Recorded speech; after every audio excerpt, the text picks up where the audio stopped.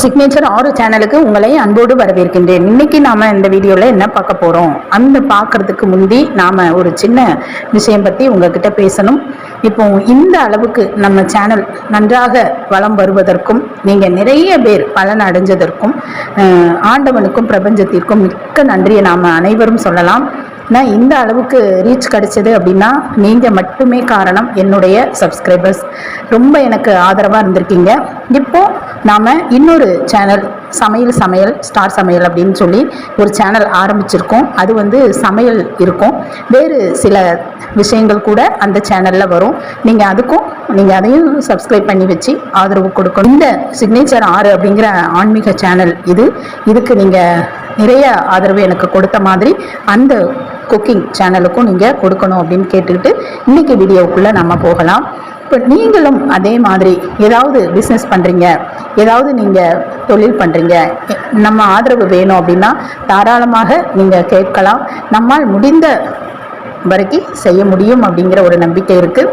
இப்போ நம்ம இன்னைக்கு வீடியோவில் என்ன பார்க்க போகிறோம் அப்படின்னா அரச இலையும் ஸ்வஸ்திக்கும் தான் பற்றி நாம் பார்க்க போகிறோம்.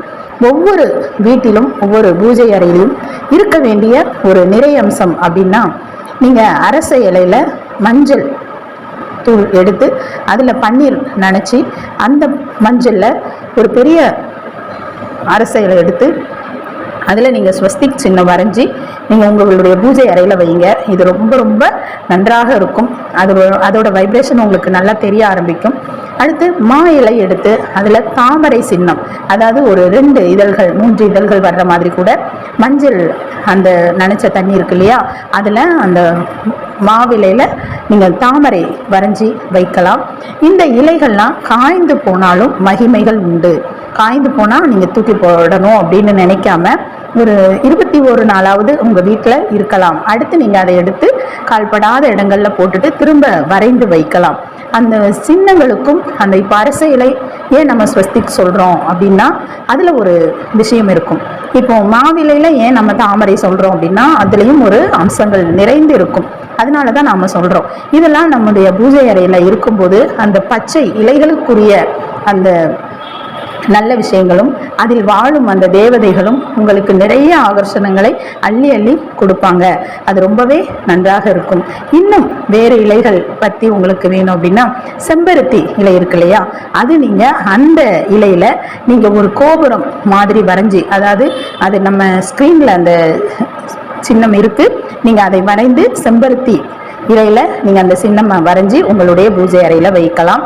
ஆனால் இது எப்பொழுதுமே 21 நாட்கள் வரைக்கும் இருக்கலாம். இல்லை ரொம்ப காஞ்சிருச்சு அப்படின்னா நீங்கள் அந்த காஞ்ச ஒன்றை கூட எடுத்து போட்டுட்டு பேரு நீங்கள் வரைந்து வைத்து கொள்ளலாம். இதெல்லாம் ஒரு பூஜை அறைக்கு தேவையான ஆகர்ஷணங்கள். இது நம்ம சக்தி ஊட்டக்கூடியவை, நமக்கு தேவையான நன்மையான விஷயங்கள், எளிதில் செய்யக்கூடியது. அதுதான் ஃபஸ்ட்டு நாம் சொல்கிற விஷயமே அதுதான். எளிதில் செய்யணும். நம்ம நிறைய 1000, 2000, 3000, லட்சம் அதெல்லாம் செலவு பண்ணக்கூடிய விஷயங்கள் நம்ம எப்பொழுதுமே சொன்னது கிடையாது. அதனால தான் நம்முடைய சப்ஸ்கிரைபர்கள் இந்த அளவுக்கு நமக்கு ரீச் கொடுத்தது காரணம் அதுதான்.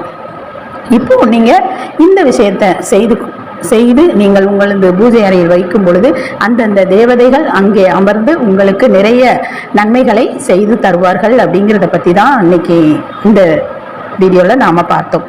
இந்த வீடியோ உங்களுக்கு பிடிச்சிருக்கும் நம்புகிறேன். இன்னும் ஒரு வீடியோவில் நான் உங்களை சந்திக்கிறேன். தேங்க்யூ.